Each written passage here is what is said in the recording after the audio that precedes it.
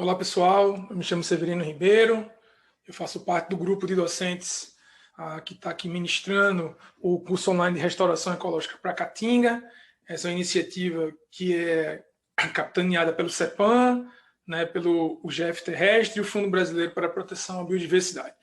Então, pessoal, a ideia dessa aula aqui é trazer uma síntese para vocês dos principais métodos ativos de restauração ecológica, né? Nesses 10 minutos, a gente não vai conseguir entrar em detalhamento, mas a ideia aqui dessa aula é apresentar os fundamentos técnicos, né, e a lógica, o racional, né, de se entender como se implementam esses métodos, essas metodologias ativas de restauração. Tá? Então, pessoal, aqui nesse gráfico eu trago uma síntese, né, das principais metodologias que são utilizadas em restauração.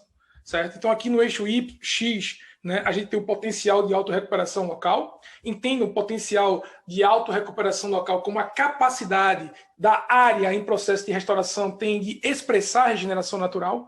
Tá? E para que isso ocorra, uma série de condicionantes e métricas que a gente chama de paisagem tem que estar presente, como, por exemplo, presença de cobertura florestal na área que a gente vai restaurar. Certo? No eixo Y, a gente tem aqui a intensidade de intervenção de restauração. Entendam a intensidade de intervenção de restauração como a dependência da variável humana para implementar essas ações executivas de restauração em campo. Tá? Quanto maior essa dependência, né, da intervenção humana para a implantação da restauração, mais custosa em termos financeiros, monetários, será a nossa intervenção. Tá certo? Então, de uma maneira sintética, as metodologias passivas de restauração, elas têm o potencial, elas trabalham com o objetivo de potencializar a expressão dessa regeneração natural. Ou seja, eu utilizo esses métodos passivos, como isolamento da área, como favorecimento dos regenerantes através de um roço mecânico, por exemplo, né, onde essa capacidade de expressão de regeneração natural esteja presente. Lembrando que, para eu ter essa expressão da regeneração natural, a minha paisagem, né, ou o meu local que eu estou restaurando, né, tem que estar próximo, por exemplo, de áreas com cobertura florestal. Certo? Então, eu utilizo essas metodologias passivas em áreas que têm um alto potencial de recuperação local. Né? E essas metodologias passivas, ela tem uma baixa intensidade, ela tem uma baixa independência, ela tem uma baixa dependência, vamos falar assim, da variável humana para a sua implementação, em termos de número de pessoas, em termos de hora, né, de HH trabalhada, etc, etc. Né? Logo, essas metodologias passivas, né, que expressam a regeneração natural são mais baratas, né, do que as metodologias ativas. Né? Já para as metodologias ativas, né, as metodologias ativas de restauração, elas são, em sua grande maioria, usadas onde os fatores de degradação estão muito presentes. Logo, em áreas que eu tenho fatores de degradação muito presentes, o meu potencial de autorrecuperação local é baixa. E a minha necessidade, né, de intervenção, né, a minha dependência, né, da variável humana, né, para a implementação desses métodos são maiores. Né? A consequência disso é que eu tenho um maior custo na implantação dessas metodologias ativas. Tá? Então, esse gráfico ele é muito importante vocês guardarem. Né? Eu tenho uma família de metodologias, né, que trabalham favorecendo a regeneração natural, né, e, consequentemente, eu tenho um menor custo, e eu tenho outra família de metodologia, que são as metodologias ativas, né, que estão presentes em situações de degradação proeminente, presente, né, onde eu dependo muito da variável humana para que esses métodos sejam implementados. Tá legal? Seguindo aqui, outra coisa importante para vocês entenderem esses métodos de restauração é um conceito simples de entender, que é o da sucessão ecológica. Esse conceito serve para vocês entenderem, por exemplo, a seleção de espécies que vocês vão utilizar dentro da metodologia de restauração que vocês forem, que sua área for restaurada. Né? Então, entender esse processo sucessional, que é super simples, que nada mais é do que uma substituição de grupos ecológicos em função do tempo. Né? E esses grupos ecológicos eles são didaticamente divididos, né, no grupo de espécies iniciais que colonizam hábitats recém-formados, que a gente chama de espécies pioneiras. Essas espécies pioneiras elas têm características compartilhadas, como, por exemplo, né, altas taxas de crescimento, né, e ciclo de vida curto, por investirem rápido, efetivamente, em reprodução, uma vez que esse grupo ecológico das espécies pioneiras organizam, vamos falar assim, modificam, né, o ambiente microclimático, criam condições edáficas, né, os outros grupos ecológicos que dependem, né, que têm maiores requisitos, por exemplo, ecofisiológicos, estão habilitados para se estabelecerem e germinarem e darem sequência ao processo sucessional. Tá? Entender esse comportamento dessas espécies em função da sucessão ecológica é importantíssima.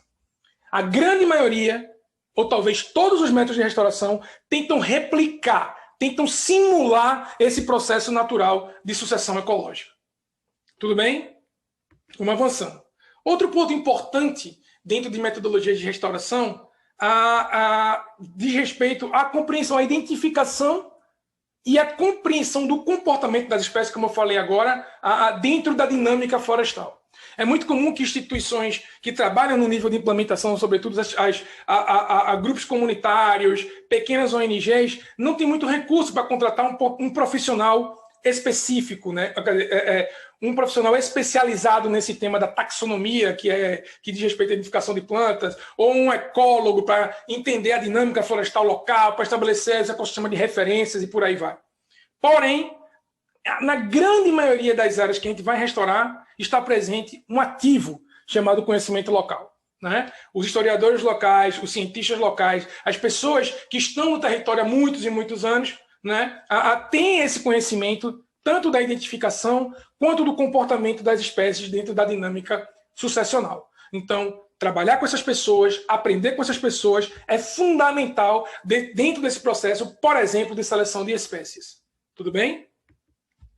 E aí, pessoal, entrando agora efetivamente nos métodos, o primeiro método que eu trago para vocês tem a ver com a condução da regeneração natural, a gente chama isso de regeneração natural assistida, tá? Ou seja, a gente tem aqui uma área que está muito próxima de um fragmento florestal, e essa área, por exemplo, através de um cercamento, através de retirada de fatores de degradação, como animais que fazem pastagem, com algum tipo de trabalho de roço mecânico para controlar as gramíneas exóticas e invasoras, essa área ela tem um potencial de se regenerar. Tá? Isso aqui é um método super barato, mas, como eu falei para vocês, depende também do contexto da área que vai restaurar. Para isso dar certo, eu tenho que ter, por exemplo, áreas fontes de propágulo, né? Cobertura florestal, porque é para, através da chuva de sementes, né, esses propágulos, essas sementes chegarem e startarem, iniciarem esse processo de regeneração natural. Tá? Aqui está outro exemplo também de regeneração natural assistida, né, de condução, é o roço mecânico, é uma ação clássica, tanto para fazer coroamento, quanto para controlar efetivamente gramíneas exóticas invasoras. Né? Então, através desses processos, a gente consegue dar uma forcinha para a regeneração natural efetivamente seguir a sua trajetória e a sua dinâmica natural sucessional. Tá legal? Outro método também importante que a gente chama, indo agora para os métodos ativos, é o adensamento. Tá? O adensamento se diz respeito a gente preencher, estão vendo aqui, esses vazios onde a regeneração natural não conseguiu avançar. Então a gente pode preencher esses vazios através, né, de mudas de espécies nativas, do plantio de sementes, de uma combinação entre mudas e sementes. O importante, pessoal, que as metodologias de adensamento eles têm um potencial rápido de recobrir solo onde a regeneração natural está presente. De novo, para isso se faz necessário o técnico, o restaurador, ter um olhar calibrado e treinado para entender se o potencial da regeneração natural nessa área que ele vai adensar está baixo, moderado ou alto. Tá? Para a caatinga também serve a mesma coisa. Então, as pessoas que entendem os processos de regeneração natural da caatinga, né, que forem utilizar esses métodos de adensamento, né, tem que estar ciente para saber, aqui a regeneração natural está baixa, então eu tenho que ampliar os meus esforços, né, de adensar esses vazios onde a regeneração da caatinga não conseguiu chegar. Opa, aqui já tem uma regeneração moderada, então eu vou diminuir meus esforços aqui, né, para efetivamente economizar recurso para preencher esses vazios. Tá bom? Seguindo, Seguindo aí com outro método que ativo de restauração, muito conhecido, é chamado de enriquecimento. Pelo próprio método enriquecer, aqui se diz você adicionar espécies. Tá? Por que é importante você adicionar espécies? Dentro, né, de uma floresta tropical, dentro de áreas tropicais, né, dentro de sistemas, de áreas em processo de restauração, você manter diversidade é importante para você ter estabilidade dessas áreas em processo de restauração, por você embutir, por exemplo, diferentes tipos de estratégias para a permanência de espécies nessas áreas em processos de restauração. Então, para que eu possa enriquecer uma área, de novo, eu tenho que estar com o olhar calibrado, treinado. Eu tenho que ver se, por exemplo, na minha área que eu vou restaurar, o número de espécies está baixo. Então, se eu conheço a caatinga, estou olhando aqui na minha área, aqui, eu estou olhando aqui, por exemplo, no meu hectare de caatingas, aqui só tem 3, 4 espécies, o dossel já está estruturado, eu já tenho sobreamento, então está na hora de enriquecer. Está na hora da gente embutir essa diversidade, né? A gente colocar, adicionar diversidade, adicionar resiliência dentro do sistema, para que essa minha área ela permaneça no longo prazo. Sempre lembrando, pessoal, quando a gente fala de restauração, a nossa perspectiva de trabalho são 5, 10, 15 anos. Tá legal? O outro método também bastante utilizado é a nucleação. A nucleação, pelo próprio nome diz, são estabelecimentos através de diferentes metodologias, de puleiro, de ilhas de diversidade, né, de você criar ilhas de vegetação e ilhas de diversidade, onde uma dessas funções são atrair agentes dispersores de semente para a sua área. Tá legal? Então, esses núcleos, uma vez que esses núcleos de vegetação se estabelecem, a tendência é que esses núcleos se expandam para as áreas que vocês estão restaurando. Tá? Então, importante também, pessoal, para quem for utilizar esses métodos de nucleação, um conhecimento sobre espécies zoocóricas, aquelas espécies que dependem dos vetores vertebrados, dos animais, para os seus processos de dispersão de semente, tem que estar presente dentro da lista de espécies que vão estar contidas dentro do método de nucleação. Senão não faz sentido. Tudo bem? E aqui está talvez o método que seja mais conhecido, né, e mais utilizado de todos e de todas, que é o que a gente chama de plantio total de mudas de espécies nativas. Tá? Esse método ele é utilizado também quando a gente quer implantar e tentar recriar, né, uma estrutura de floresta. Para isso se faz necessário aí um grande esforço de mão de obra, de recurso, de conhecimento do comportamento das espécies. Para o método de plantio total, a gente tem diferentes técnicas, a gente tem linhas de plantio, temos essas linhas de plantios intercaladas, temos linhas de plantio só com espécie de cobertura para a gente cobrir solo, né? Ou seja, a gente tem uma diversidade muito grande dessa metodologia de plantio total. Mas o grande recado aqui, gente, é que os métodos de plantio total, né, eles fazem parte desse portfólio de metodologias que eu apresentei para vocês. E grande parte das metodologias de plantio total também atuam em sinergia com outras metodologias de restauração. Não tem isso, eu só vou usar plantio total. Eu só vou usar nucleação. Não, geralmente os métodos de restauração, eles atuam juntos. Eles atuam juntos. Para quê? Para que a gente possa potencializar a probabilidade de sucesso da implantação desses métodos, para que a gente possa escalonar efetivamente esse plantio e que principalmente a gente possa reduzir custo. Os métodos de plantio total são muito custosos. Por quê? Porque a gente depende muito da variável humana para a implementação deles. Os métodos de plantio total são usados em situações ambientais é o termo técnico para uso e ocupação do solo na restauração, onde, nessas situações ambientais, onde a capacidade da área em expressar a regeneração natural está praticamente eliminada. Tá legal? Então, acho que ao longo do curso vai ter mais detalhamentos, né, sobre esses métodos, né, sobre essas metodologias. Tá? Outro método que eu trago para vocês, que é um método que eu espero muito estar utilizando na Caatinga no futuro próximo, é o método da semeadura direta. Ela parte da mesma lógica dos outros métodos. Ao invés da muda, a gente utiliza a semente da espécie nativa.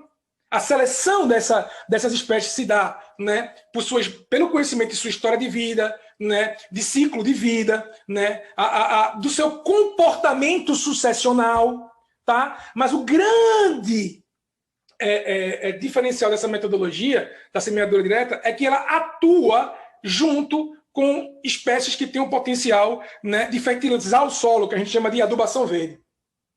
Então, para a mesma quantidade de sementes de espécies nativas que eu uso, geralmente, né, para áreas de floresta, a gente usa entre 20 a 40 quilos por hectare, eu tenho a mesma quantidade de adubação verde. Esse método, gente, né, é utilizado para áreas onde os filtros de degradação estão muito presentes. A ideia desse método, gente, é a gente romper esses filtros de degradação e se estabelecer nessa área com as espécies nativas e recobrir solo da forma mais rápida possível. A semeadura direta tem como característica principal um grande adensamento dessas espécies. E por utilizar também espécies que têm esse potencial de adubação verde, né, você pode estar consociando algumas espécies como feijão de porco, feijão de corda, as crotalárias, né, o girimum, né, e essas espécies conseguem gerar algum tipo de retorno, né, para os proprietários de terra que estão efetivamente implantando essa técnica. Tá? Uma vez que essas espécies de adubação verde se estabeleçam, recobrem o solo, etc., pavimentam o caminho, criam um ambiente microclimático ideal para que as espécies nativas consigam germinar rápido e cobrir esse solo. A outra característica também da semeadura direta é que esse método tem uma probabilidade, uma capacidade de ser mecanizável muito grande. E mecanização, minha gente, dá para a gente ganho de escala e eficiência e redução de custo. E grande parte, por exemplo, dos agricultores, né, que são acostumados a utilizar esse tipo de maquinaria, eles são muito mais sensíveis a trabalhar com a semeadura direta do que com o plantio de mudas. Por quê? Por causa do rendimento. Aqui está um videozinho para vocês, né, de uma área semeada, né, uma semeadura direta, né, feita aqui com um plantio mecanizado. Aqui é uma calcalhadeira, né, escoador de calcário, e a semente saindo por aqui, ó.